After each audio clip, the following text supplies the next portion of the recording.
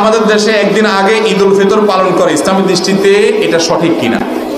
আমাদের দেশে সৌদির সাথে মিল করে ঈদ করে আছে না নাই? ফুকাহায়ে অনেক আগে থেকে মত পার্থক্য করেছেন। পৃথিবীর যে কোনো এক জায়গায় চাঁদ দেখা গেলেই সেটা সব জায়গায় চাঁদ দেখা গেছে প্রমাণ হবে কি হবে না, এটার উপরে মত পার্থক্য আছে। কিন্তু আমাদের দেশে এই একটা মাসআলায় হানাফি, আহলে হাদিস, আপনার বেরেলভি, দেওবন্দি, যত রকমের মাসলাক মানহাজ আছে সব মতপথের প্রায় সব উলামায়ে কেরাম একমত যে আমরা আমাদের এই দেশের আকাশে চাঁদ দেখা প্রমাণিত হওয়ার উপরে ভিত্তি করে আমরা সিয়াম এবং ঈদ পালন করব। আর নবী করিম সাল্লাল্লাহু আলাইহি সাল্লাম বলেছেন, যেদিন লোকেরা ইফতার করে অর্থাৎ ঈদ করে সেদিন ঈদ করবা, রোজা করে যেদিন রোজা রাখে সেদিন তোমরা রোজা রাখবা। অতএব মানুষের এই কমন আমল সবাই একমত, এখান থেকে বের হওয়া, পৃথক হওয়া, ভিন্ন কোনো পথ বাহির করা এটা গোমরাহি, এটা কখনো জায়েজ হতে